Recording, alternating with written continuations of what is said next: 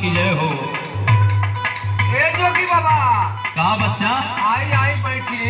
ठीक बा ठीक बा। अरे अगली बार आनी तो बड़ा बढ़िया सुनौनी बाबा। धर्मवा अलग अलग बात नहीं एनो पर सुना देती बाबा। ठीक बा बच्चा।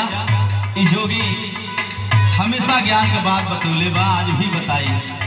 बताई बाबा तो सुना प्यार से। माई बहन बाबूजी बैठल बाड़ा, चाचा लोग सब लोग बैठल बा, सुनी प्यार से।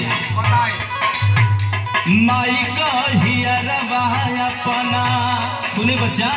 बाबा बोली माई कहियरवा अपना लाल से जुड़ाई हो।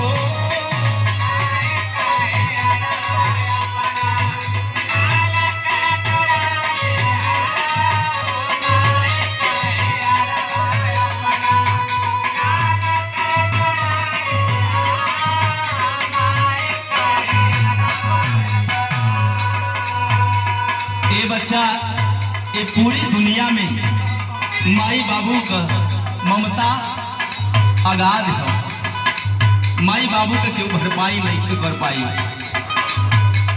कैसे?